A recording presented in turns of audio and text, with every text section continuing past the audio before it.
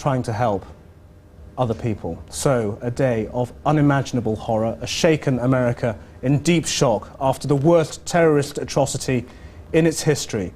Rescuers are digging for bodies in the still smouldering rubble in New York City and Washington, D.C., the very symbols of political power in the United States. The world's financial centre, the seat of military might, all in ruins after the devastating attack by 4 hijacked aircraft. All international flights into and out of the United States are suspended, its cities put on emergency footing. It's been compared to a war zone.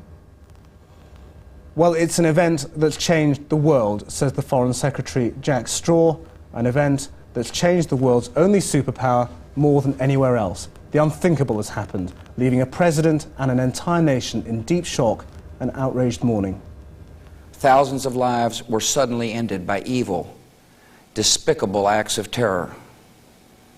The pictures of airplanes flying into buildings, fires burning, huge structures collapsing, have filled us with disbelief, terrible sadness, and a quiet, unyielding anger.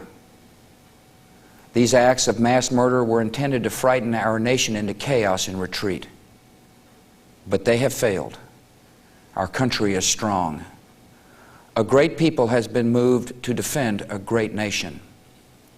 Terrorist attacks can shake the foundations of our biggest buildings, but they cannot touch the foundation of America.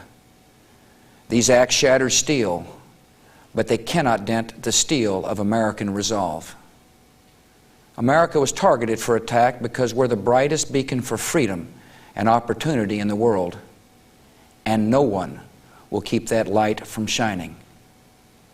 Today our nation saw evil, the very worst of human nature, and we responded with the best of America. With the daring of our rescue workers, with the caring for strangers and neighbors who came to give blood and help in any way they could. Immediately following the first attack, I implemented our government's emergency response plans. Our military is powerful and it's prepared. Our emergency teams are working in New York City and Washington, D.C. to help with local rescue efforts.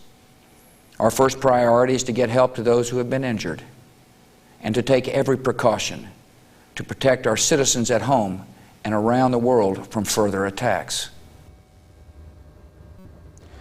The official death toll so far has already broken 2,500.